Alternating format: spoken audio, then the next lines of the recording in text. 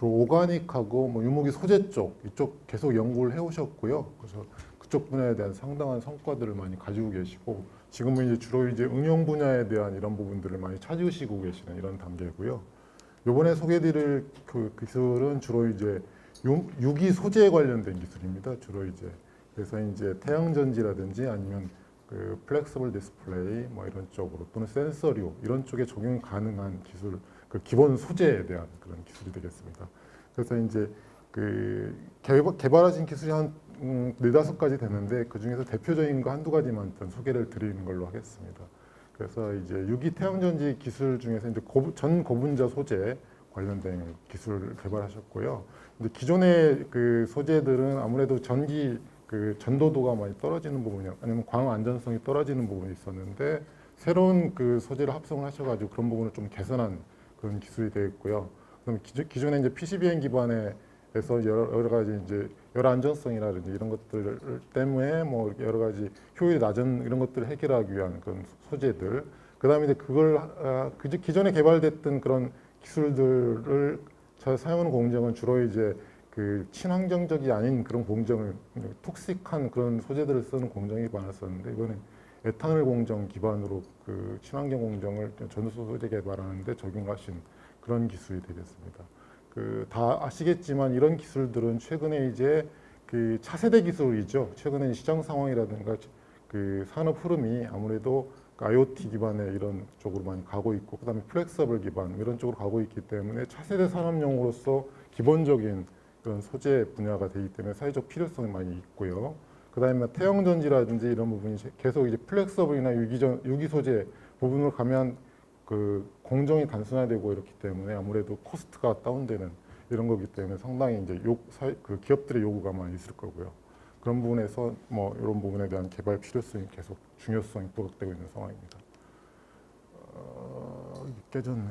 그래서 이제 그 기술은 그 아까 좀 전에 말씀하셨던 뭐 저비용 부분에 대한 거, 대량 생산 부분. 그래서 그렇게 하기 위해서 이제 그 용액 공정을 많이 사용하셨는데요. 그래서 이제 그 기존에 있던 소재들이 아무래도 유기 소재들은 아무래도 이제 효율이 좀 낮은 문제가 있었습니다. 그런 부분을 그 전화 수송 부분을 그 전화 모빌리티를 좀 개선한 그런 소재를 개발하셔가지고 효율을 많이 올린 그런 부분이었고요.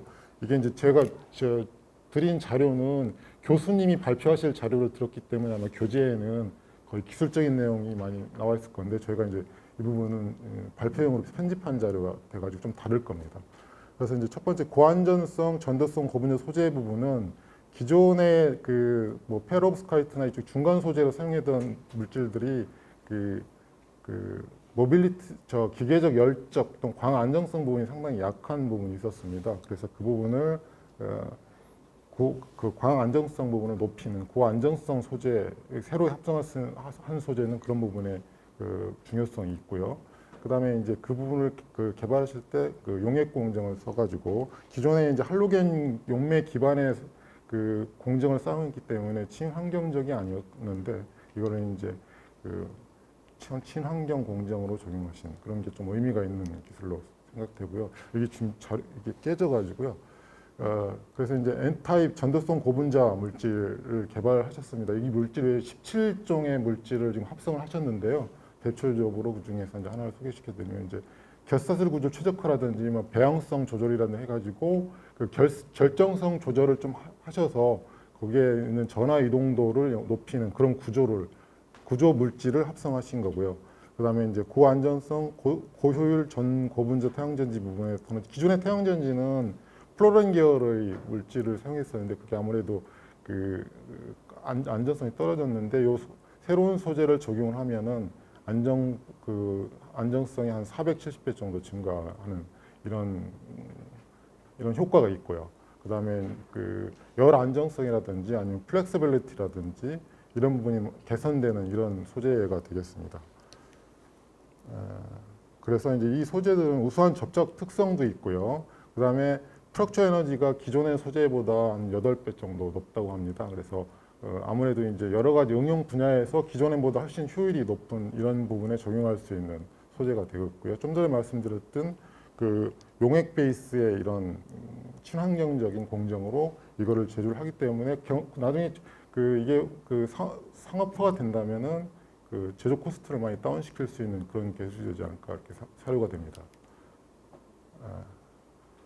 이제 기존에 이제 기술 완성도 측면을 보면은 기존의 연구실에서 합성한 소재는 이제 연구실에서 먹사라든지 이런 부분에 소재 테스트를 지금 진행을 하고 있습니다. 그래서 상업적으로 이게 유용한 물성이 나오면은 이제 그쪽에서 아마 기술 이전이라든지 이런 거에 관심이 있으시니까 아마 상용화가 될 걸로 생각이 되는데 그런 단계고요. 아까 말씀하셨던 17종에 대한 것들 라이브러리를 지금 구축해서 그 부분에 대한 각각에 대한 것들을 효율 높이는 그런 작업들을 진행 중인 걸로 알고 있습니다.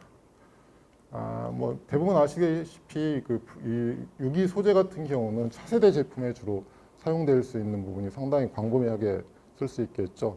뭐 반도체를 포함하여 태양전지, 디스플레이 분야 해서 센서 분야 이 외에도 이제 각 기업들에서 하는 제품들에 정의할 수 있는 분야가 찾아보면 되게 굉장히 많을 걸로 사료가 되는데 그 부분에 대한 것들이 근데 현재 시장 상황이 아무래도 상용화가 아직 열린 제품이 그렇게 많지 않기 때문에 초기 단계 시장이라고 저희 생각하고 있기 때문에 기술 자체도 이제 지금 계속 각 연구기관들이 경쟁적으로 개발하고 있는 상황이고 효율을 높이는 부분도 있고 뭐 여러 가지 상업화하기 위해서는 해결해야 될 부분이 많이 있긴 하지만 그렇더라도 시장 부분이 상당히 앞으로 뭐 기본적인 소재이기 때문에 폭발적으로 증가할 걸로 예상을 하고 있기 때문에 만약에 기술이 필요하신다면은 각 응용 분야에 따라서 지금쯤 아마 적용 검토를 하시면 교수님과의 협력 체계를 구축하신다면 좀 도움이 될 것 같습니다.